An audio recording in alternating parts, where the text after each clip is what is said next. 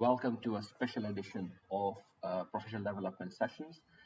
We have done a lot of walkthrough videos. You can find them online, and this is a special one for PLC and its learners. These sessions actually they're divided into two parts: employability skills 1 and employability skills 2. Okay. Now, why are we doing this? We want to first of all support our learners. Okay, have free resources available for them and help them improve their employability skills. That is the main objective of these walkthrough videos. Right? As I said, there are two parts to it. Now, the first part, what you're looking at the moment, is focused on CV building, covering letter, applying online, how you apply online. I've taken an example of Indeed, where to find help, some more resources I've added on there, and career plan, how to plan out. Like for example, this one is focused on traineeship for traineeship learners. So I've put like level 1, you move on to level 2, level 3, and you complete the course. Okay, a short career plan, and then SWOT analysis. Now, if you were studying business, or if you were to study business management, you would find SWOT analysis, irrespective of the fact, when you're at the end of the day, you're working on business management, or when you're working on strategy development, you will find SWOT analysis. So I've broken that down as well for this walkthrough video.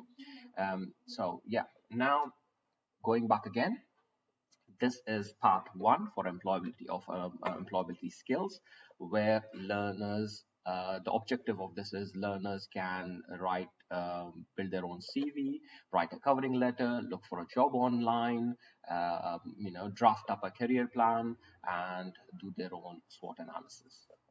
Okay, so now let's see career plan. So you can use this in any discipline, irrespective of the fact if you were working or if you were studying leadership, or if you were studying any other discipline. But as I said, this is mainly focusing on traineeship learners. But any learner of PLC, if you want to go through these videos and use our resources, they're all free. These will be loaded on our website. The templates will be given, the PPTs will be given. Feel free to download, go through these videos, and we are here to help if you need anything. Okay, so let's get started. Now, the first video, part 1, employability skills, deals with CV building, covering letter, applying online, how to apply online for jobs, a way to find help, and a career plan. Thinking of career plan, thinking of planning, and yeah, SWOT analysis. So let's move on to the first part, which is CV. Okay, now your CV, what does your CV do? CV, I mean, there are different words to it. CV, we can call it curriculum vitae, resume, work history, biography, bio. Some employers say, oh, can you just submit your bio? Means like, just tell me what you have been doing, what are your skills, tell me something about yourself. Okay, right. Aim of the CV. What is the main objective or the aim of the CV? For sure, to get a job interview. Okay, to sell yourself, to impress your employer. Okay, and ideally, people have different formats, but ideally there are no rules. Okay, but just you can say best practices, like how to best format your CV in such a way that it's more understandable or more appealing to the employer. That's what we're looking for. Okay, now in simple terms, what do you put on your CV? You put your name, you put your phone number, you put your photo, which is optional. You put a little bit of a profile, objectives, like for example, I'm studying diploma electrical, I want to become an electrician, something along that line. Employment history, if you have any voluntary work, part-time work, or you're working, so you put that down, the most recent. Then you put your qualifications, then CPD's continuous professional development. What that means is, imagine you were doing some sort of sessions like this one is a kind of like a CPD. Okay, so you can put that down, saying that I had a CPD in employability skills, or I had a session, I watched a session on employability skills. That's again a part of your CPD, so you can put that in your CV. Okay, any achievements, hobbies, and references. Bear in mind, some companies call your references saying that, okay, do you know this, say, imagine if I'm a teacher, somebody might call me and say, do you know this learner? So they just want to know how this learner is, some sort of reference. Okay. Now, next one, do's and don'ts of CV. A lot of people make this mistake. Okay. They make a long CV. Definitely, we cannot have, you cannot put a 10-page CV or 5-page CV, because employer has maybe 5-10 minutes to just go through, or maybe not even 10 minutes, like 5 minutes or maybe 2 minutes, just going through CV, like, okay, he's going to pick up a few things, highlight, make sure you highlight that into your CV, saying that if he picks it up or if she picks it up, she's like, okay, oh, this is what he's done. So, you can get selected, or at least you get to start with, you get a call. So highlighting yourself, don't put too much information in there. Okay. Another thing, don't lie on your CV. You don't want that. If you know something, you put that on. You can say that I'm learning. Okay. If you're going through something or a software or something, you say yes, I'm learning, or I'm, taking on this course. That is fine. That is okay. Okay. Right. And a lot of times people put emails up. This is what I've seen, Mr. Big Man, Gmail. That doesn't look professional. Okay. Put your name, say for example, henryford@gmail.com. Okay, that's straightforward. Okay, now this is a format. Okay, there are many formats, right? You can use this format as well. All right, you can put your name down, your email address, your house address if you want, your phone number, then you put a small summary, then your education, then your experience. Sometimes people put experience on the top, education second, that's fine, and your skills, and you can put your references at the bottom. Okay, this is the second sample.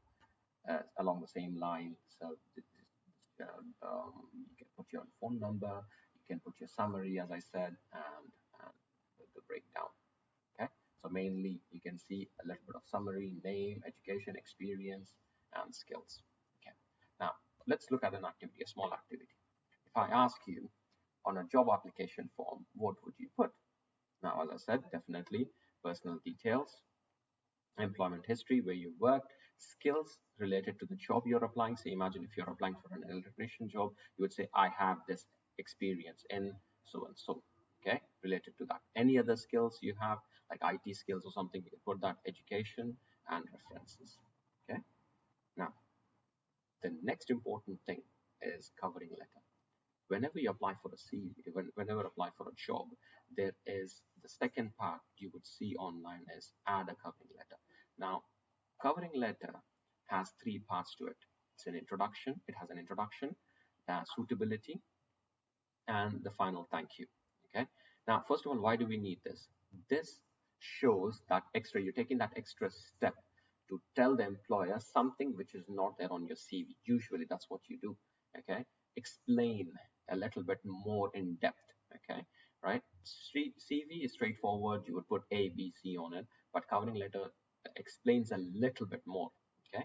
Now, what does it have? An introduction, you would introduce yourself and you will tell the employer, what position you're applying for and where did you find this advert, maybe online or, on newspaper or whatsoever. Right? Then suitable. Why are you suitable for this position? You can say something like, I've done this diploma in, in traineeship, diploma in electrical installation. That's why I'm applying for this job. Okay, or you can say I'm applying for say, let's say, as a trainee supervisor because I've done diploma in leadership, for example. Okay, all right, and then what experiences you have. If you have any experiences, if you have any voluntary experiences of your training you've received from your college, you would say that, oh, I did this, I did this, I did the shadowing in this company, I worked in this company and for like 2-3 months and so on. So you would put that down as well. Okay, right. Now, next one is finally, you will tell them, thank you very much for this opportunity. I would love to come and meet you. I'm available Monday to Friday, or I'm available on Mondays and Tuesdays. You can call me. I can come and meet you. So that's basically the closing part. So introduction, suitability, and you have the final bit. Okay, right, something like this. Okay, I've put something together. Like, my name is Sam Edwards. I'm interested in trainee electrician position. Advertise online. I have done my traineeship and diploma. Level 1. I feel that I'm competent. I have the skills needed for this job. I would like an opportunity, to meet and discuss and so on. So part 1, part 2, part 3, like 3 sections. Okay, do's and don'ts. Now, when you talk about do's and don'ts, don't write too much on your covering letter. Okay, make it concise, make it straightforward, make it official, make it professional. Okay, right, that's what we need to be careful about.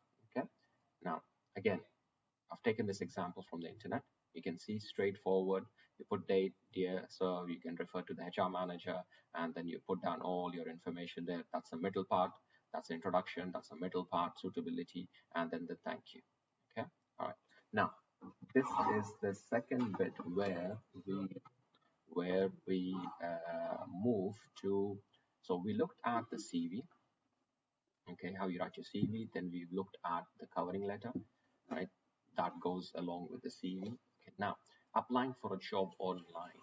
Now, imagine if you have a um, you were applying for a job with Indeed, okay, or you're applying for a job with Read.co.uk, right? Now, first of all, if you see this, what I've done over here is, that's the website on the left, Indeed.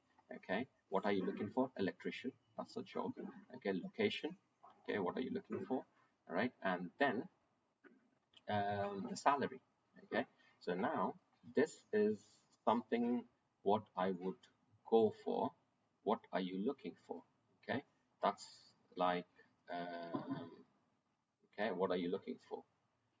This is what I need you to see once. Just bear with me. Okay. Now, what are you looking for is uh, right. Now, I'm looking for an electrician position. Where am I looking? I'm looking in London. You can click on these tabs to change. These are all your filters. Date posted within X amount of, like, say, imagine if you're looking in London, so you wanted to go outside London or inside London, and so and yeah, these are the jobs here. Okay, fine. Let's look at the next slide. There's a sample. I found one sample: electrical apprentice. Okay, using employers website. So now I found, when I was browsing through this, I found one where it says Pimlico Plumbers. They're looking for an electrical apprentice. Okay. Now the thing is, I cannot directly apply here, so they want me to click on this. Okay, and it will take me to another website, and then you would apply. So mainly, they would ask you, as I said, covering letter and the CV. Okay. Now look at this example.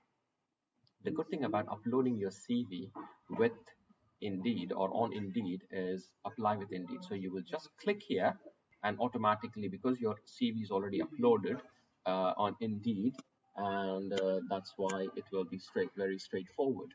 Okay. So this is the second way of doing it. So the first way is, it will ask you to go on their company website and do it. The second one is applying with Indeed itself.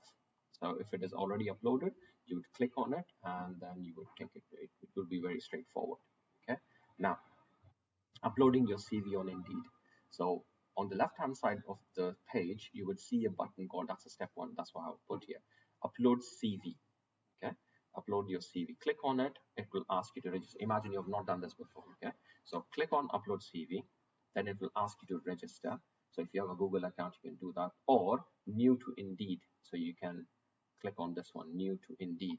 Okay, right. So say, for example, I'm just gonna take this one, new to Indeed. That's it. Okay, new to Indeed. So now once you click that, you would come across a login page, and it will ask you to upload your CV. You see that? Upload your CV here. there's a button there, upload your CV. Okay, over here, right?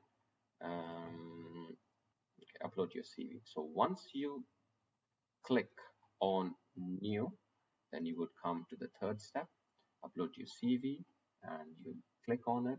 This all happens after your registration, bear in mind. So when you click on new to Indeed, it will ask you for your email. You put your email and your password, then you would come to a page where it will ask you to upload your CV, and then you would upload, or you can build your CV as well. Okay, all right. So now what we have done is we have taken a look at how we how we write a CV, how we write your covering letter, and the next step is going online, searching for a job, and looking for ways to upload your CV. Okay, the next one. Now, there are a lot of resources online. Okay, one of them is I've given you a website here.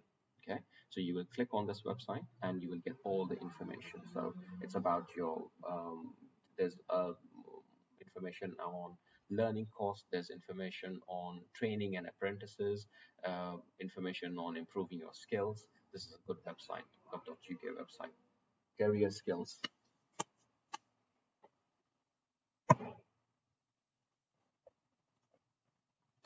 Okay, now now the next one is the career plan. Now what we have done, as I said to you, let's go back to the contents page again. CV building, we looked at covering letter, we looked at applying online, we looked at now where to find help. I've given you the gov.uk website. Now the career plan. If you are doing your traineeship, which is diploma, which is considered as level 1, for example, then you will move on to apprenticeship, which takes approximately another 2 years, let's say, and then you will complete the course. So bear that in mind, that career plan is you're planning for your future, you're planning for your courses. So your objective is to become an electrician, for example, complete the course. Okay, how do you start? You start with traineeship, then you move on to apprenticeship. Okay, then you would complete your course and so on. Okay, that's your career plan. Now the last bit in this series is your SWOT analysis. I mean, this is very I've done this. I've done this so many times. Even when I was doing my bachelor's and when I was doing my master's, they talk a lot about SWOT analysis. Now, what is SWOT analysis? Strengths, weakness, opportunities, and threats. Now I'm going with again looking into the traineeship. Okay, this mainly as these series are designed for traineeship learners. So, but you can use it for any other, as I said, any other industry or any, even if you're doing an assignment or research work, you can use this as well if they're asking about SWOT analysis. Now, strengths for a person could be, these are just examples: good communication, hardworking, motivated. You're saying that, look, this is my strength, this is what I can do, this is what I can offer, my company. Now, weaknesses. Now, as a trainee, what are your weaknesses? You're new to the industry, you're a trainee, you're learning in that learning phase. You do not have those skills, so you're going through that learning curve. The next one is the opportunity. What opportunities do you have around you? The government support, PLC is here for you, traineeships, apprenticeships, these are free programs offered to you. Okay, the funders are there, like for example, we have Strode College, we have different partners we work with, Sussex. These partners are there to support and to help you. They're giving the funding. They are our funders. So now, with the help of the government and these funders, we are providing you the service that is free of cost. So I think that is the biggest opportunity. Okay. Okay. Now the last one, threats. Now, job market. This is for everyone. Job market is always a threat. Okay, so maybe different environments, external environments you have, like example, COVID is there, and maybe the rules might change for the employers, okay, for employees and so on. So these are threats. Okay, I've put some references there. Go through those references, and I'll see you back in the second episode, the second one we have in our series, which is the employability part 2. Thank you.